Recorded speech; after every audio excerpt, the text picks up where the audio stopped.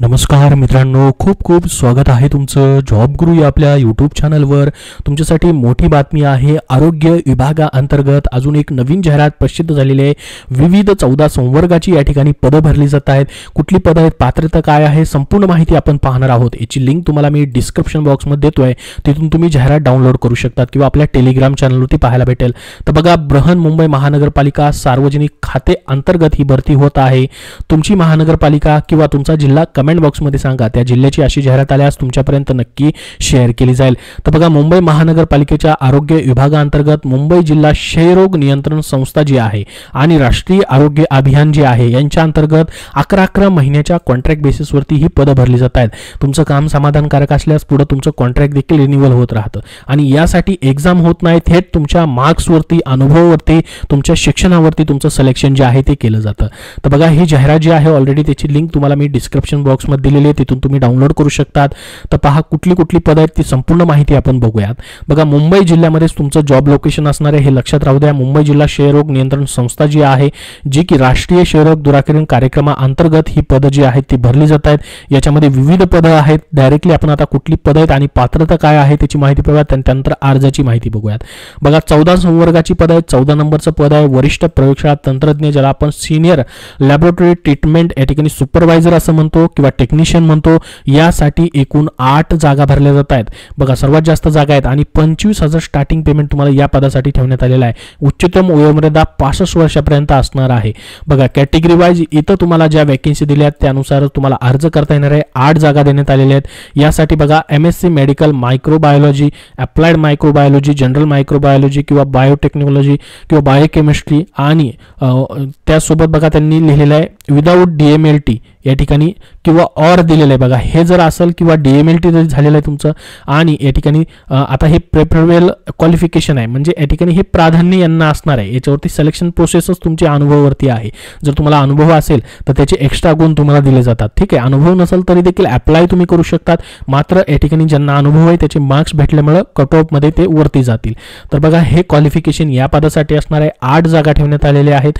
जर तुमचं टेक्निशियन म्हणून लॅबमध्ये तुमचं एज्युकेशन झालेलं आहे तर तुम्हाला नक्की अप्लाय करता येईल. त्यानंतर बघा, वरिष्ठ उपचार पर्यवेक्षक 13 नंबरचं पद आहे सिनियर ट्रीटमेंट सुपरवायझर.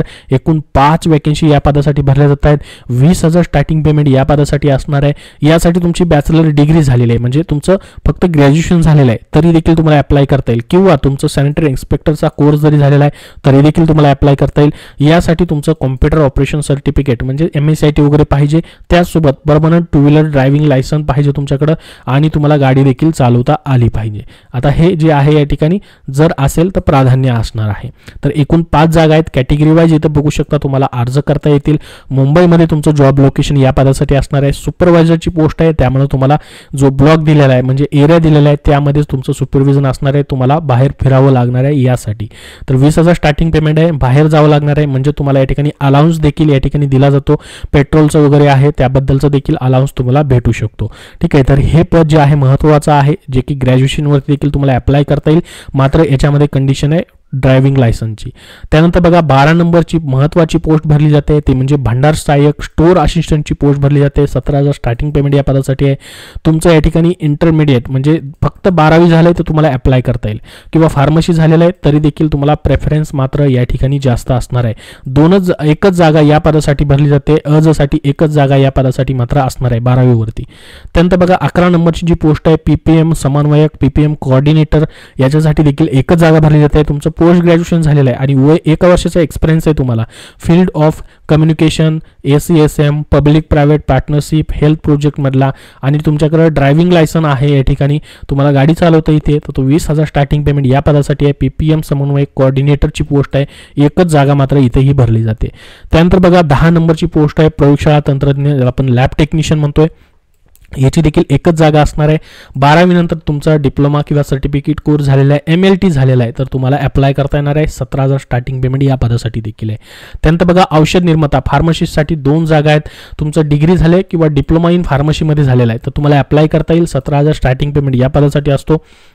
त्यानंतर बघा, TB हेल्थ विजिटर हे जे पद आहे यासाठी एकूण 16 वॅकन्सी भरल्या जात आहेत. सर्वात जास्त वॅकन्सी या पदासाठी आहेत TB हेल्थ विजिटरसाठी.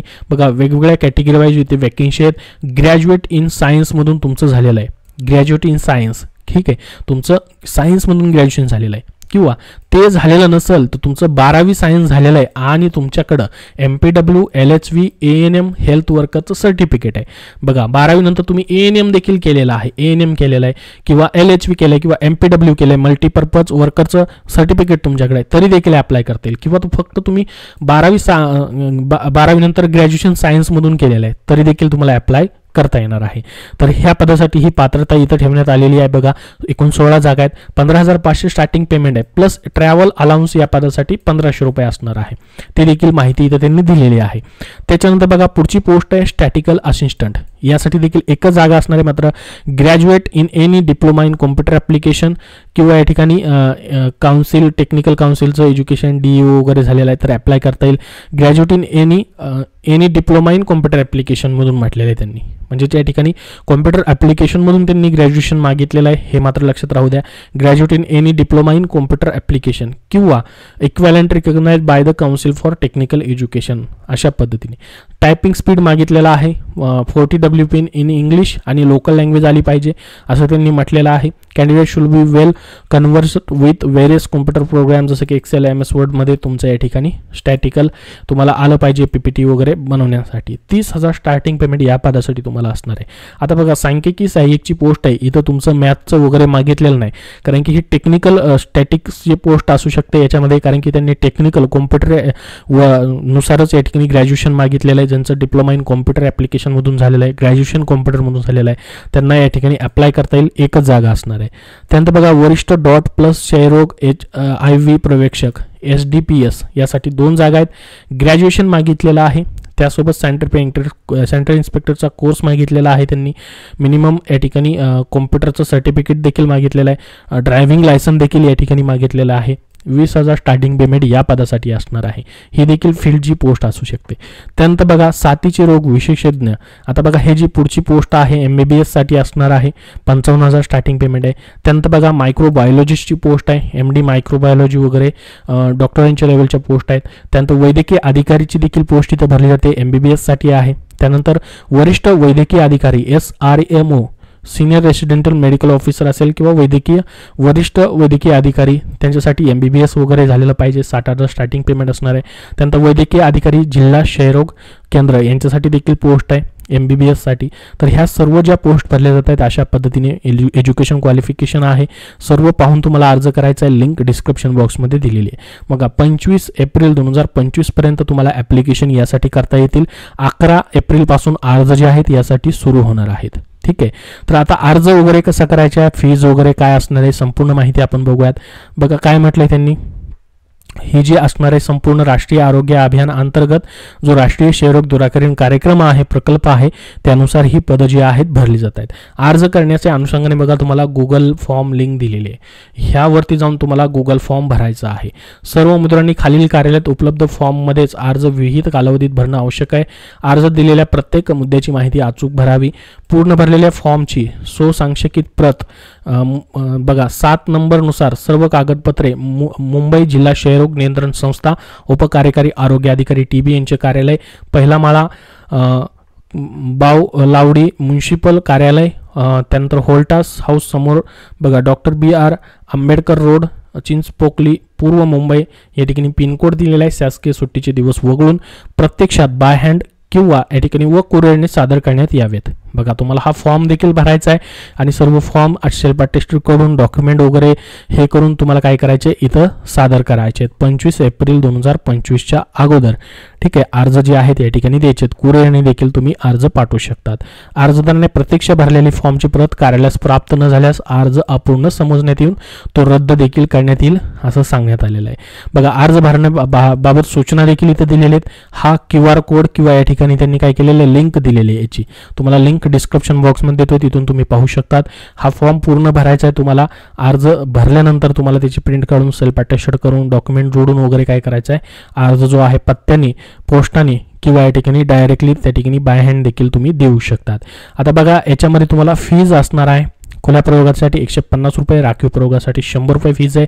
आता रकमेचा शुल्क जे आहे या ठिकाणी ऑनलाईन भरणा केलेली त्याची पोच पावती तुम्हाला सोबत जोडणं आवश्यक आहे. स्टेट बँक ऑफ इंडिया या ठिकाणी त्यांनी माहिती दिलेली बघा. यानुसार याच्यावरती ऑनलाईन भरणा केलेली पावतीशिवाय प्राप्त होणारे अर्ज विचारात घेतले जाणार नाहीत. तुम्हाला या ठिकाणी त्याची पावती जी आहे सोबत जोडायची आहे. आता बघा सिलेक्शन प्रोसेस कशी असेल. जी एमओचे वगैरे पद आहेत त्यांच्यासाठी मुलाखती असतील, मात्र बाकी पदांसाठी या ठिकाणी कशी सिलेक्शन असेल, एक्झाम नसेल, मुलाखत नसेल. डायरेक्टली तुमच्या शेवटच्या वर्षाच्या मार्क्स जे आहेत त्याचे 50 गुण धरले जातील. तुम्हाला उच्च शैक्षणिक अर्हता असेल त्याचे 10 गुण, आवश्यक अनुभव तुम्हाला असेल तर प्रत्येकी वर्षाकरिता 5 गुण असे किमान 20 गुण धरले जातील. आवश्यकतेनुसार मुलाखत, जर त्यांना वाटलं मुलाखत घ्यायची तर 20 गुण मुलाखतीला असू शकतात, आवश्यकतेनुसार म्हटलेलं आहे. ठीक आहे. तर अशा पद्धतीची ही भरती प्रक्रिया आहे. यासाठी तुम्हाला अर्ज करता येणार आहेत. 25 एप्रिलपर्यंत तुम्हाला ॲप्लिकेशन करायचे आहेत. तर इथं ॲड्रेस दिलेला आहे पहा. त्यासोबत तुम्हाला पूर्ण माहिती भरलेल्या फॉर्मची प्रिंट जोडायचे. हे सर्व डॉक्युमेंटची लिस्ट दिलेली आहे. वाहन चालवण्याचा परवाना जिथे जिथे लागेल त्या पद्धतीने तुम्हाला हे सर्व जोडून जे आहे पाठवायचं आहे. इथं QR कोड दिलेला आहे पहा फॉर्म भरण्यासाठी, तो स्कॅन देखील तुम्ही करू शकतात. बाकी याच्यामध्ये काय फॉर्मॅट दिलेले त्यांनी ते लागतील त्या पद्धतीने तुम्हाला भरायचे आहेत. याबद्दल अजून तुमचे काय प्रश्न असतील तर कमेंट बॉक्समध्ये नक्की विचारा. लिंक तुम्हाला मी डिस्क्रिप्शन बॉक्समध्ये दिलेली आहे, किंवा या ठिकाणी महाराष्ट्र शासनाची जी नॅशनल हेल्थ मिशनची वेबसाईट आहे राष्ट्रीय आरोग्य अभियानची, याच्यावरती देखील तुम्हाला ही जाहिरात जी आहे ती पाहायला भेटेल. धन्यवाद.